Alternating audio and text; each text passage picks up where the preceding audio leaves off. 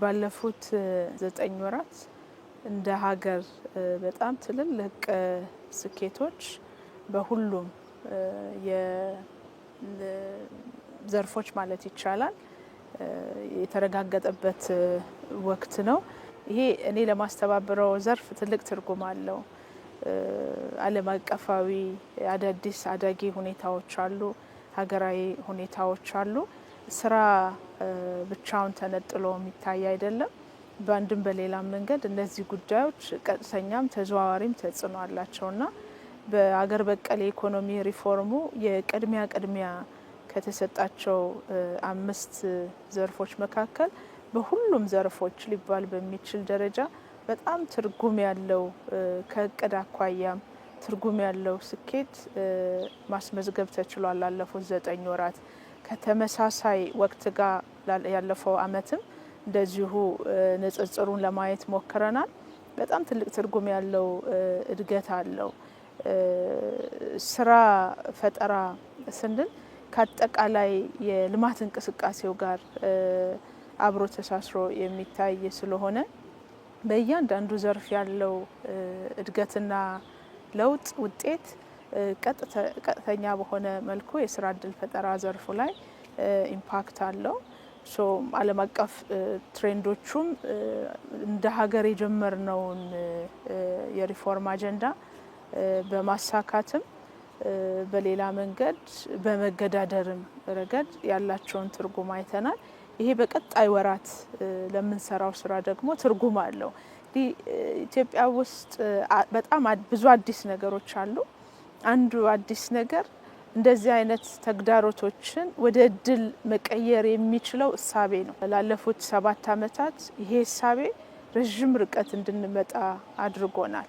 በያዝነው 9 ወራትም እንዲህ እየተፈጠሩ ያሉ አዳዲስ ዓለም አቀፋዊ አዝማሚያዎች በእርግጠኝነት አመራሩ ያለውን ዊዝደም ተጠቅሞ ወደ እድል የሚቀይራቸው ናቸው ማለት ነው። ብዙዎቹም እድል የመሆን ፖቴንሻል አላቸው። ለ9 ወራት ባከናወናቸው ስራዎች 3.4 ሚሊዮን ለሚሆኑ ዜጎች የስራ እድል ተፈጥሯል። ይሄ የዳታ ማጥራት ስርዓቱን የተከተለ ሪፖርት ነው። በፐርሰንቴጅ 86% ነው ከእቅዳችን። በጀት አመቱ የተለየ በጀት አመት ተደርጎ ነው የተወሰደው። ሁሌ የምናደርገው ኤክሰርሳይዝ አለ። ዘንድሮ ግን እስካሁን ከተቋቋምንበት ጊዜ ጀምሮ ይዘን የማናቀውን ግብ የጣልንበት በጀት አመት ነው። 4.9 ሚሊዮን ለሚሆኑ ዜጎች የስራ እድል ለመፍጠር ነው ግብ የጣል ነው። ከዚያ ውስጥ 3.4 ሚሊዮን ለሚሆኑ ዜጎች የስራ እድል ፈጥረናል። ይሄ ቋሚ የስራ እድል ብቻ ነው ማለት ነው።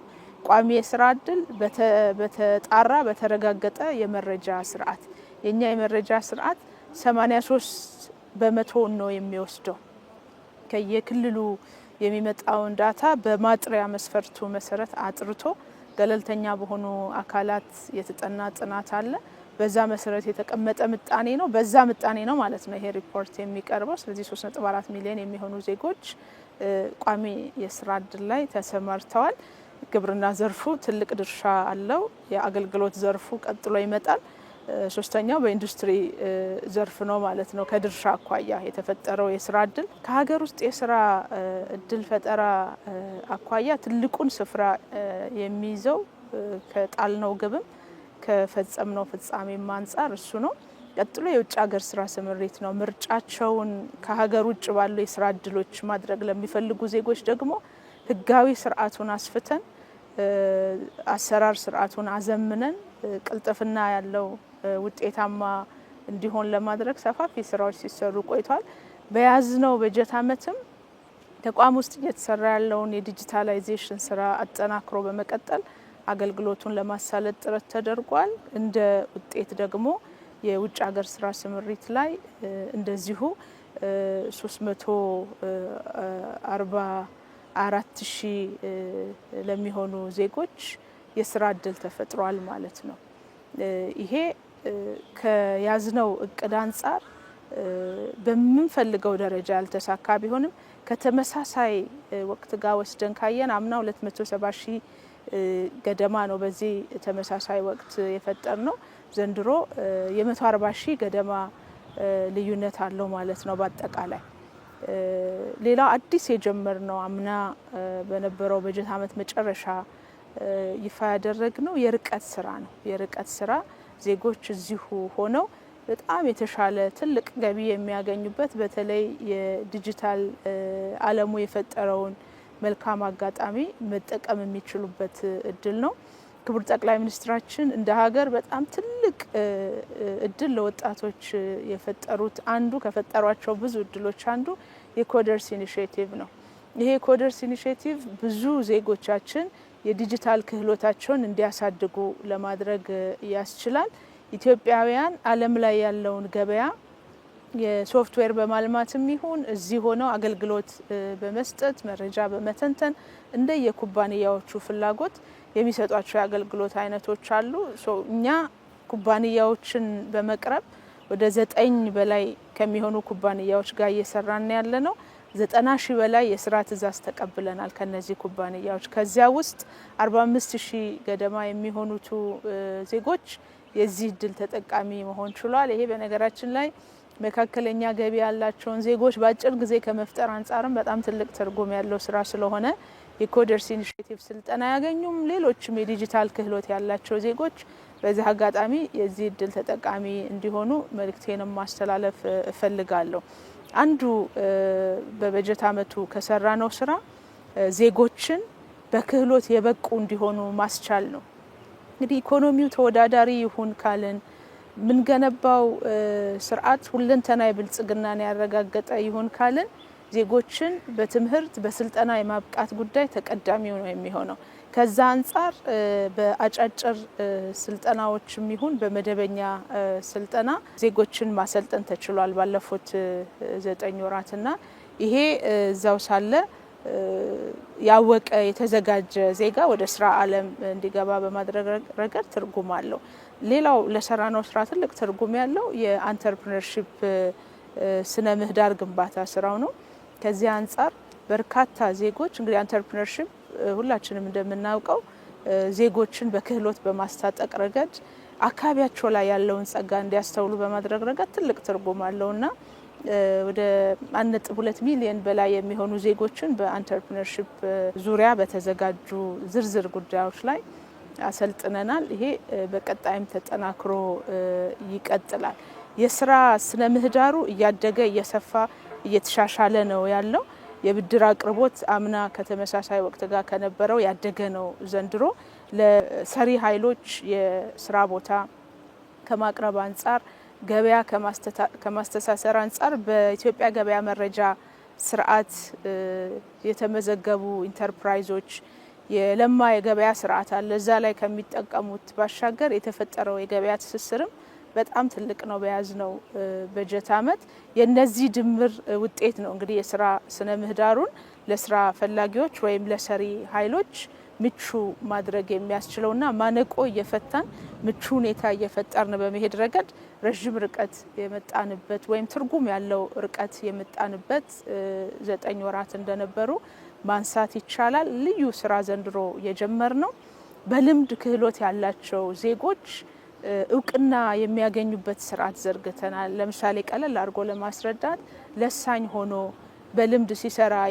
የነበረች ሰው በእኛ ስርዓት ተጠቃሚ መሆን ከቻሉ ያሉበት የብቃት ደረጃ ይመዘንና ያሉበትን ደረጃ የሚመጥን ደረጃ 3 ከሆነ የደረጃ 3 ሰርቲፊኬት ያገኛሉ።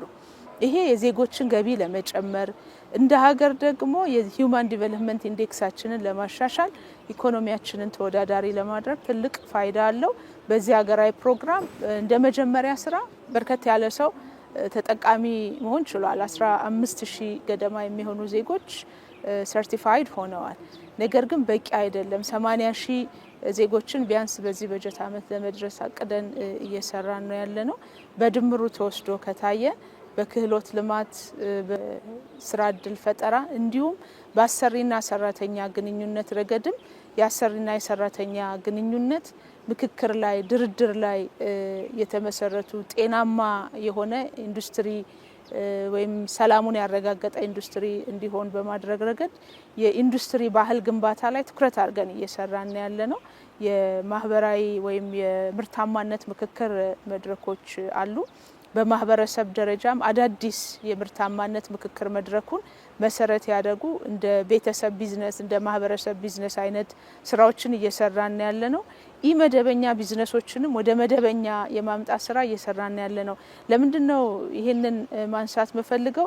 በጣም ብዙ ዜጎች ያሉበት መስክ ነው። ለምሳሌ ኢመደበኛ ስራው ኢመደበኛ ከሆነ ኢመደበኛ ነው ማለት ነው። ተገቢውን ድጋፍ ክትትል እና ህጋዊ ስርዓቱ የሚያቀው አይሆንም። ወደ ህጋዊ ስርዓት ካመጣ ነው ብዙ ዜጎችን በአጭር ጊዜ መጥቀም እንችላለን። የቤተሰብና የፋሚሊ የኮሚኒቲ ቢዝነስ ምንላቸው ብዙ ዜጎች የሚገኙባቸው ስለሆነ እንደ ቤተሰብ ምርታማ የመሆን እንደ ማህበረሰብ ምርታማ የመሆን እድልን ስለሚያጎናጽፉ ዜጎች እነዚህን እድሎች በደንብ እንዲጠቀሙ በዚህ አጋጣሚ ጥሪ ማስተላለፍ ፈልጋለሁ። ማነቆ ተብሎ ወይም እንደ ቻሌንጅ የተነሳው የምንፈልገው ወይም ኢትዮጵያ ውስጥ ያለው የስራ ፈላጊ ቁጥር እንግዲህ ያደረ እዳ አለን እንደ ሀገር፣ አዲስ ፍላጎት አለ። መጪውንም ጊዜ ታሳቢ ያረገ ስራ መስራት ይፈልጋል። የምንሰራው የስራ አይነት አንድ አይነት ችግርም ይፈታ አይደለም። እነዚህን ሁሉ አንድ ላይ አድሬስ ማድረግ ይፈልጋልና ከዛ አንፃር ከእቅድ አንፃር ጥሩ የሄድን ነው ብለን እንላለን። ግን ደግሞ ዜጎች ስራ ሳይመርጡ አካባቢያቸው ላይ ያለውን ምቹ ሁኔታ ሁሉ ተጠቅመው ታግለው ጊዜያዊ ችግሮችን አሸንፈው መሄድ ከቻሉ ያሉ ኦፖርቹኒቲዎች በጣም ብዙ ናቸውና እነዛን ኦፖርቹኒቲዎች መጠቀም ላይ በሚፈልገው ደረጃ ያልሆኑ አንዳንድ ጉዳዮች አሉ። እነሱን በጋራ ዜጋው መንግስትም ተጋግዞ መስራት ሲችሉ ብቻ ነው በምንፈልገው ደረጃ ዜጎችን ተጠቃሚ ማድረግ የምንችለው የሚል ሀሳብ ነው ያለኝ።